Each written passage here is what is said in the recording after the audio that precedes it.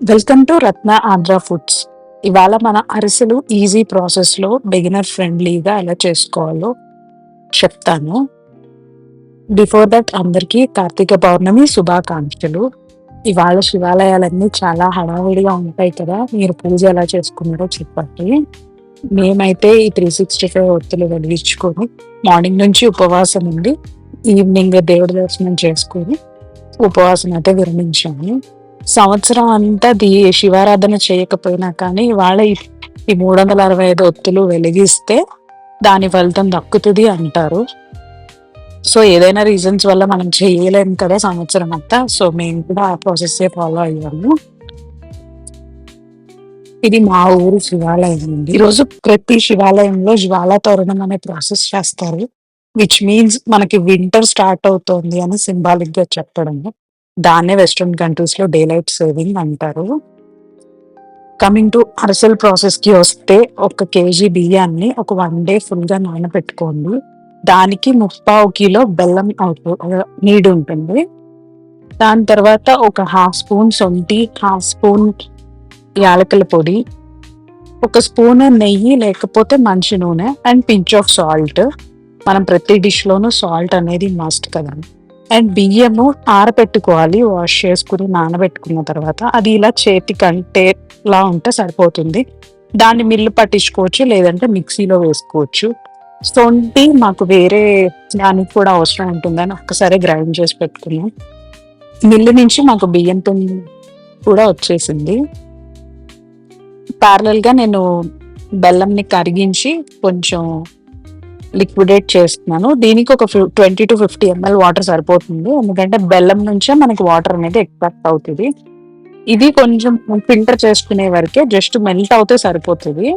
దాని తర్వాత మనం ఫిల్టర్ చేసుకొని యాక్చువల్ పాకం ప్రాసెస్‌కనేది వెళ్ళిపోదాము. దానికి మందంగా ఉన్న కడాయి కానీ, లేకపోతే ఇలాంటి కుక్కర్ యూజ్ చేస్తే బెటర్. కింద బెల్లం అంటకుండా ఉంటుంది.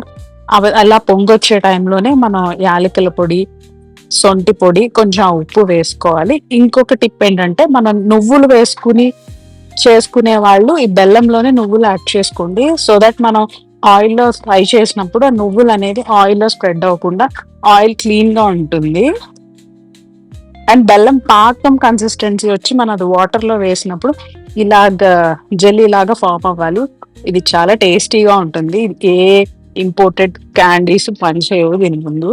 తర్వాత స్టవ్ ఆఫ్ చేసుకొని, ఆ వేడిగా ఉన్న అరిసెల పిండి పాకంలోనే బియ్యం పిండిని యాడ్ చేసుకున్నాము. అరిసెలు చేసినప్పుడు ఖచ్చితంగా ఇంకొకళ్ళ హెల్ప్ అయితే తీసుకోండి. ఒక్కళ్ళు చేయడం కొంచెం ట్రబుల్ అవుతుంది. అది కూడా ప్లాన్ చేసుకోండి. ఇలా మనం కొంచెం కొంచెం పిండి వేసుకుంటూ ఆ కన్సిస్టెన్సీని బ్యాలెన్స్ చేసుకోవాలి. సో, ఇది చూసారు కదండీ! ఇది కరెక్ట్ కన్సిస్టెన్సీ. సో, ఇది మనకు చల్లగా అయ్యే కొద్దీ కొంచెం గట్టి పడుతుంది.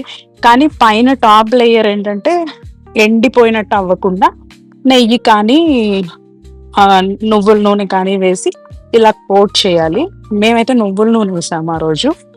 దీన్ని మనం ఇలా ఫ్రిడ్జ్‌లో పెట్టుకొని కూడా వాడొచ్చు. ఇంకొక ఇదేంటంటే, ఎప్పుడైనా మీకు అరిసెలు కొంచెం పల్చగా వస్తున్నాయి, ఆయిల్‌లో వేసినప్పుడు జారిపోతున్నాయి, షేప్ ఔట్ అవుతున్నాయి అనుకుంటే, ఒక 2-3 అవర్స్ ఫ్రిడ్జ్‌లో పెట్టుకున్నాక మీరు వేసుకుంటే కూడా కరెక్ట్‌గా థిక్‌గా వస్తాయి. అండ్ నూనె కూడా కింద లేయర్‌లో ఉన్న అరిసెలకి అంటకుండా, ఇప్పుడు మీకు వీడియోలో చూపించినట్టు అలా కట్టెపుల్లలు ఏవైనా పెట్టుకుంటే ఎక్స్‌ట్రా ఉన్న ఆయిల్ డ్రైన్ అయ్యి లాస్ట్ లేయర్‌లో ఉన్న అరిసెలు కూడా టేస్టీగా ఉంటాయి. అవి కూడా తినడానికి బాగుంటాయి. సో, అది అరిటాకులో కానీ, ఇలాంటి పాలిథీన్ కవర్‌లో కానీ అలా రౌండ్‌గా కొంచెం జాగ్రత్తగా చూసి షేప్ చేసుకోండి. మరీ పల్చగా వద్దు. మనం ఆయిల్‌లో వేసినప్పుడు అది స్ప్రెడ్ అయిపోతుంది. లేదంటే హోల్స్ పడిపోయే ఛాన్సెస్ ఉంటాయి. సో, మీడియం థిక్‌నెస్‌లో చేసుకోండి. దాన్ని ఇలా కరెక్ట్‌గా పప్పు గుత్తి అయితే దీనికి పర్ఫెక్ట్. ఎందుకంటే మేము వేరే వేరే యుటెన్సిల్స్, గరిటెలు అవి యూజ్ చేసాం గానీ మాకవి వర్కౌట్ అవ్వలేదు. నా ఎక్స్‌పీరియన్స్ ప్రకారం పప్పు గుత్తితో ప్రెస్ చేస్తే ఎక్స్‌ట్రా ఆయిల్ వచ్చేస్తుంది. కానీ అరిసెలు చాలా ఆయిల్ కన్జ్యూమ్ చేస్తాయి. సో, ఇలా ఒత్తుకుంటే మోస్ట్ ఆఫ్ ద ఆయిల్ మనకి వెళ్ళిపోతుంది. ఇదే ప్రాసెస్‌లో మిగతా అరిసెలన్నీ చేసుకుందాము. బట్ మన ట్రెడిషన్ అనేది ఇట్స్ ట్రెజర్ కదా! మీకేమనిపిస్తుంది చెప్పండి? బికాస్ ప్రతి దానికి, ప్రతి ఫుడ్ ఐటెమ్‌కి, ప్రతి వాట్ టు సే ఈవెంట్‌కి ఒక రీజన్ ఉంది. ఒక మీనింగ్ ఉంది కదా! అండ్ అరిసెలు కూడా మీకు వస్తాయని ఒక సింప్టమ్ ఏంటంటే, ఇలా పూరీల్లా పొంగుతాయి. అదొకటి చూసుకోండి. అలా చూసుకున్నారంటే పాకం కరెక్ట్‌గా ఉందని అర్థము. అంతే అండి. ఈ ప్రాసెస్‌ని ఫాలో అయిపోతే మీకు అరిసెలనేవి వస్తాయి. పాకం ముదరగా అయితే అరిసెలనేవి క్రంచీగా వస్తాయి. కొంతమంది అలా ఇష్టపడతారు. క మీడియం ముద్ర పాకానికి కొంచెం తక్కువ పాకం పెట్టుకుంటే అది క్రిస్పీగా వస్తాయి. Thank you for watching. See you on my next video. Bye.